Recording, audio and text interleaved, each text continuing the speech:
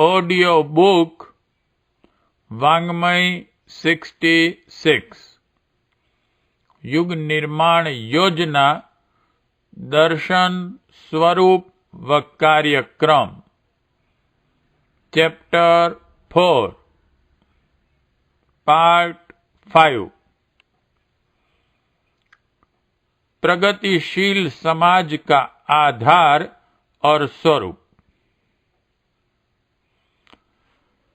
व्यक्ति निर्माण के लिए हमें गुण कर्म स्वभाव में घुसी हुई अवांछनीय दुष्प्रवृत्तियों को हटाना होगा। जीवन और उसके उद्देश्य को समझना होगा तथा जिस आधार पर किस लिए किस प्रकार जिया जाए इस दर्शन दृष्टि को परिष्कृत करना होगा। आज पशु और पिशाचों जैसी जीवन दृष्टि बनती चली जा रही है। चिंतन की प्रणाली ऐसी विकृत बन चली है कि अशुद्ध और अवांछनीय तत्व ही ग्राह्य दिखते हैं। महानता का अमृत पीने की रुचि नहीं रही। निकृष्टता का विष उल्लास पूर्वक पिया जा रहा है। घिनौने जीवन क्रम में सरलता लगती है। आदर्शवादिता के आधार पर अनुकरणीय जीवन जीने के लिए किसी में उमंग नहीं दिखती। सोचने और प्रेरणा देने वाला अंतःकरण मानो माया मूर्छा में ग्रस्त होकर एक प्रकार से दिग्भ्रांत ही बन गया हो। ऐसी है आज के व्यक्ति की स्थिति। इसे बदले बिना कोई रास्ता नहीं। घटिया व्यक्ति घटिया परिस्थितियां पैदा करेंगे और उसके परिणाम दुखदायी ही उत्पन्न होंगे। विश्व के सामने प्रस्तुत अगणित समस्याएं वस्तुतः एक ही विषय बीज से उत्पन्न वल्लरियां है। मानवीय आदर्शों की मात्रा चिंतन और कर्तृत्व में से जितनी घटती चली जाएगी वातावरण उतना ही विषाक्त होता जाएगा और विपत्तियों का अंधकार उतना ही सघन होता जाएगा। आज यही हो रहा है, सो परिणाम भी सामने हैं। संसार को सुखी बनाने के लिए उपार्जन, चिकित्सा, शिक्षा, वाहन, शिल्प, कला, विज्ञान, विनोद आदि के साधनों को बढ़ाया जाना चाहिए, पर यह नहीं भूलना चाहिए कि कुबेर जैसी संपदा और इंद्र जैसी सुविधा भी यदि हर व्यक्ति के पीछे जुटा दी जाए तो भी भावनात्मक स्तर ऊंचा उठे बिना चैन से रहना और शांति से रहने देना संभव न हो सकेगा। चिंतन में असुरता और कर्तृत्व में दुष्टता के अंश यदि बने ही रहे तो हर व्यक्तित्व अपने और दूसरों के लिए केवल संकट ही उत्पन्न करता रहेगा। इसलिए हमें मूल बात पर ध्यान देना चाहिए। जनमानस के भावनात्मक परिष्कार को प्राथमिकता देनी चाहिए।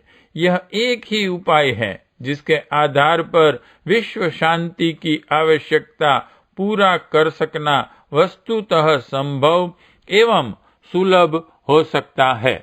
युग निर्माण योजना ने सर्वसाधारण का ध्यान इसी ओर खींचा है और ऐसे प्रयोगात्मक प्रयत्न शुरू किए हैं जिन्हें यदि बड़े साधनों से बड़े परिणाम में आरंभ किया जा सके तो निर्माण की सही दिशा मिल सकती है और आज की नारकीय परिस्थितियों को कल सुख शांति भरे वातावरण में परिवर्तित किया जा सकता है।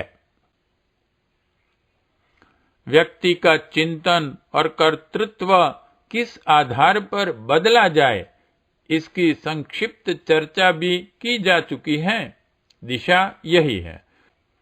जब विस्तार में जाना होगा और काम को हाथ में लेना होगा तब इसमें हेर फेर भी किया जा सकता है। आज तो हमें इतना भर जानना है कि मनुष्यता के साथ घुल गए पशुओं को और असुरता के अंशों को बहिष्कृत करना और मानवीय चेतना में देवत्व का अधिक समावेश करना विश्व निर्माण का प्रथम चरण होगा। आज या आज से 1000 वर्ष बाद जब भी हमें सही दिशा मिलेगी, श्री गणेश यहीं से करना पड़ेगा।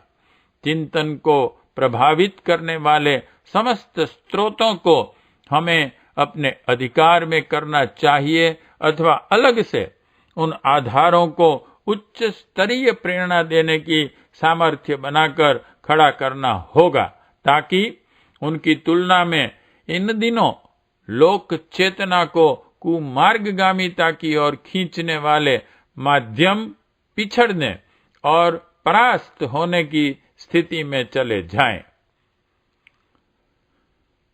व्यक्ति की तरह समाज का निर्माण भी नए सिरे से करना होगा। पिछले अज्ञानांधकार युग ने हमें अगणित ऐसी विकृत प्रथा परंपराएं दी हैं, जिसके कारण व्यक्तियों को कुमार्गगामी और पतनोन्मुख होने के लिए विवश होना पड़ रहा है। यह ठीक है कि प्रखर व्यक्तित्व समाज को बदल सकते हैं, पर यह उससे भी अधिक ठीक है कि समाज के प्रचलित ढर्रे के अनुरूप जनसमूह ढलता चला जाता है। जो हो रहा है उसे देखते देखते मनुष्य उसका अभ्यस्त हो जाता है और फिर उसे वही ढर्रा उचित एवं प्रिय लगने लगता है। तब उसका विरोध करते भी नहीं बनता। मनुष्य की प्रगति कुछ ऐसी ही है। आज अनेक अवांछनीय प्रथा परंपराएं हमारे समाज में प्रचलित हैं, पर उनकी बुराई न तो सूझती है और न हटाने की जरूरत लगती है। न्याय, औचित्य एवं विवेक द्वारा हमें समाज शरीर में प्रविष्ट उन तत्वों पर दृष्टि डालनी होगी जो उसे निरंतर वैशेला और खोखला करते चले जा रहे हैं। खोजने पर यह तत्व आसानी से सामने आ जाते हैं। मनुष्य के बीच उपस्थित की गई नीच ऊंच की मान्यता ऐसी सामाजिक बुराई है जिसके पीछे कोई तर्क, न्याय या औचित्य नहीं है। घोड़ा, गधा, बैल, हिरन आदि की तरह मनुष्य भी एक जाति है। देश, काल, प्रकृति, जल, वायु के कारण रंग और आकृतियों में थोड़ा अंतर आता है, पर इससे उसकी जाति में अंतर नहीं आता। भाषण, प्रकृति आदि के आधार पर सुविधा के लिए जाति भेद करने भी हों तो भी उनमें नीच ऊंच ठहराए जाने का कोई कारण नहीं। दुष्ट चरित्रों को नीच और श्रेष्ठ सज्जनों को ऊंचा कहा जाए, यहाँ तक तो बात समझ में आती है, पर देश विशेष में पैदा होने के कारण किसी को नीच, किसी को ऊंचा माना जाए, यह मान्यता सर्वथा अन्याय मूलक है। इससे नीच समझे जाने वाले वर्गों का स्वाभिमान गिरता और प्रगति के स्वाभाविक अधिकारों से उन्हें वंचित रहना पड़ता है। कुछ लोग अकारण अपने को उच्च मानने का अहंकार करते हैं। अपने देश में यह जन्म जाति के साथ जुड़ी हुई ऊंच नीच की मान्यता अविवेक के अंतिम चरण तक पहुंच चुकी है। एक जाति के अंतर्गत भी उपजातियों के भेद से लोग परस्पर ऊंच नीच का भेद करते हैं। अछूत कहे जाने वाले लोग भी अपनी जनजातियों में ऊंच नीच का अंतर मानते हैं। इस मान्यता ने सारे समाज को विसंगठित कर दिया। नारंगी बाहर से एक दिखती है, भीतर से उसमें फाकों में से फाके निकलती चली जाती है। इसी प्रकार एक भारतीय समाज कहने भर को एक है। वस्तुतः यह जाति भेद, ऊंच नीच अंतर के कारण हजारों लाखों टुकड़ों में बटा हुआ विशृंखलित समाज है। ऐसे लोग कभी संगठित नहीं हो सकते।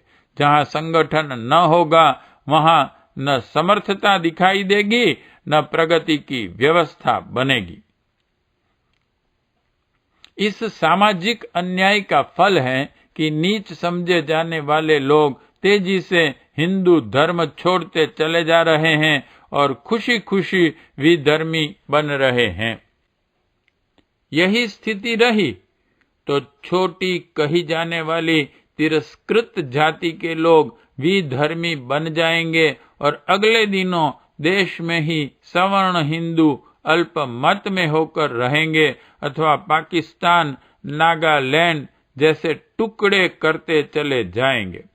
समय रहते हमें जन्म जाति के आधार पर प्रतिपादित की जाने वाली नीच ऊंच की मान्यता के दुष्परिणामों को समझना चाहिए और उसके उन्मूलन का प्रबल प्रयत्न करना चाहिए।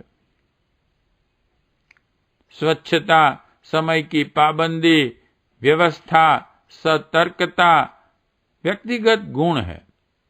इन्हें सामाजिक मान्यता मिलनी चाहिए।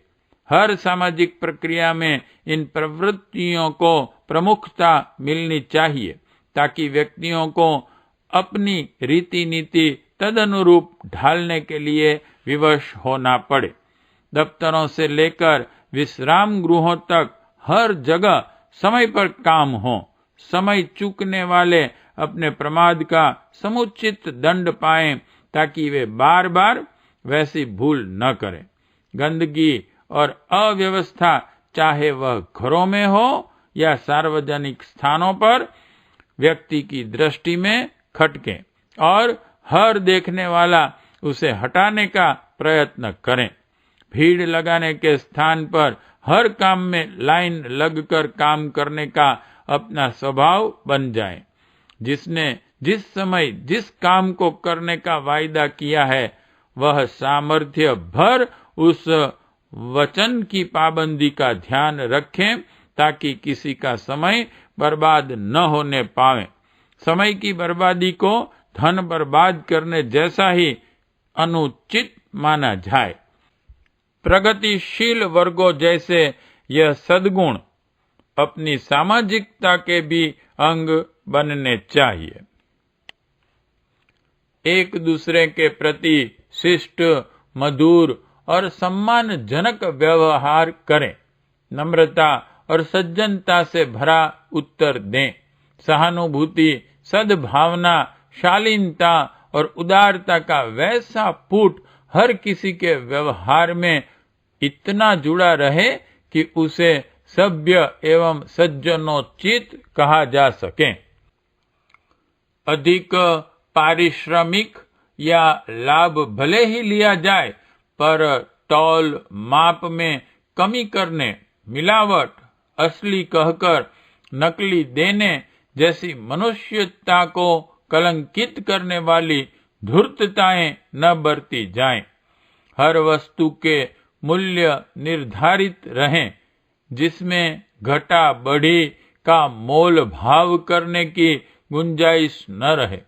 ऐसे चोरों, चांडालों को घृणित समझा जाए और ऐसे आचरण वाले अस्पर्श्य जैसे तिरस्कृत किए जाने लगे। व्यक्ति अपनी प्रतिभा और योग्यता के आधार पर कमाए, आगे बढ़े, तभी उसे सामाजिक सम्मान मिले। अवांछनीय तरीके अपनाकर लाभ उठाने वाले न केवल कानून से दंडित किए जाएं वरन समाज में भी उन्हें हर जगह घृणा, तिरस्कार और असहयोग का ही सामना करना पड़े। ऐसी सामाजिक रीति नीति, प्रथा, परंपरा हमें विकसित करनी चाहिए।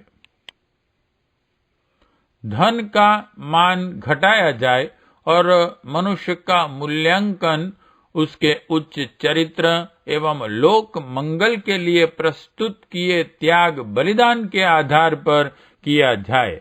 किसी को सम्मान इसी आधार पर मिले। कोई व्यक्ति कितना ही धनी क्यों न हो, इस कारण सम्मान प्राप्त न कर सके कि वह दौलत का अधिपति हैं। उचित तो यह है कि ऐसे लोगों का मूल्य और सम्मान लोक सेवियों की तुलना में बहुत घटाकर रखा जाए। धन के कारण सम्मान मिलने से लोग अधिक अमीर बनने और किसी भी उपाय से पैसा कमाने को प्रेरित होते हैं। यदि धन का सम्मान गिर जाए, संग्रह को कंजूसी और स्वार्थपरता का प्रतीक मानकर तिरस्कृत किया जाए, तो फिर लोग धन के पीछे पागल फिरने की अपेक्षा सामाजिक सम्मान प्राप्त करने के लिए सत्कर्मों की ओर प्रवृत्त होने लगेंगे। सादगी को सराहा जाए और उद्धत वेशभूषा एवं भड़कीली श्रृंगार सज्जा एवं चित्र विचित्र बनावट को ओछेपन का प्रतीक माना जाए, और जो बचकानी श्रृंगारिकता, भौंडी फैशन, अर्धनग्न हिप्पी साज सज्जा पनपी है, उसे तिरस्कृत किया जाना चाहिए। इससे खर्चीली एवं भौंडी कुरुचि को प्रश्रय न मिलेगा। शालीनता और सादगी ही सराही जाए तो निसंदेह शालीनता का गिरता हुआ स्तर फिर उठने लगेगा। केवल सत्प्रवृत्तियां सराही जाएं, उन्हीं की चर्चा की जाए और उन्हीं को सम्मानित किया जाए। घृणित कार्य करने वाले उद्धत और दुष्ट किसी की सहानुभूति प्राप्त न कर सकेंगे। उनकी कोई सहायता न करें। बुराइयों का समर्थन और सहयोग परोक्ष रूप से करना भी एक सामाजिक अपराध माना जाए, और ऐसे लोग भी अनैतिक अपराधियों की श्रेणी में गिने जाने लगें। समाज में सज्जनता की मान्यता इतनी प्रखर हो तो दुष्टता की आतंकवादी रीति नीति अपनाने का कोई साहस ही न कर सके। धन का अनावश्यक एकत्रीकरण अनेक दुष्प्रवृत्तियों का जनक है। व्यसन, व्यभिचार, उद्धत आचरण, फिजूल खर्ची, हरामखोरी जैसी प्रवृत्तियां जहां पनपेगी, वहां उनका बुरा प्रभाव हजारों पर पड़ेगा। दूसरे लोग वैसी अय्याशी के लिए लालायित होंगे और अनुचित तरीकों से धन कमाना चाहेंगे। ईर्ष्या, द्वेष और अपराधी प्रवृत्ति को अमीरी ही जन्म देती है। इसलिए जो अधिक कमा सकते हैं उन्हें संग्रही न बनना चाहिए। उस उपार्जन को लोक मंगल के लिए वापस करके अपनी गरिमा सिद्ध करनी चाहिए। सामाजिक कानून और दबाव इस आधार पर विकसित रहें कि धन का संग्रह और दुरुपयोग कर सकना किसी के लिए संभव न रहे। आर्थिक विषमता समाज की जड़ें खोखली करती है। इसलिए अमीर और गरीब का अंतर मिटाने वाली सामाजिक परिस्थितियां ही हमें उत्पन्न करनी चाहिए। इसके लिए दान और परमार्थ का हर सामर्थ्यवान को अधिकाधिक सम्मान करने के लिए विवश किया जाए। सहकारिता के आधार पर परस्पर सहयोग से चलने वाले उद्योग धंधे, व्यवसाय एवं सार्वजनिक कार्यों को अधिकाधिक प्रोत्साहन मिलना चाहिए। संगठन, सामूहिकता, एकता, कौटुंबिकता और मिलजुल कर रहने की अभिरुचि जितनी अधिक विकसित होगी, समाज की समर्थता, सभ्यता उसी क्रम में बढ़ती जाएगी। आज इन स्वस्थ परंपराओं का भारी अभाव है। हमें समाज का नया निर्माण करने के लिए प्रचलित अवांछनीय प्रथाओं के विरोध संघर्ष का झंडा खड़ा करना पड़ेगा और स्वस्थ परंपराओं को प्रतिष्ठापित करने का भगीरथी प्रयत्न करना पड़ेगा। तभी हम अपने समाज को देवोपम और सुख शांति का केंद्र बिंदु बना सकने में समर्थ हो सकेंगे। पार्ट 5 समाप्त।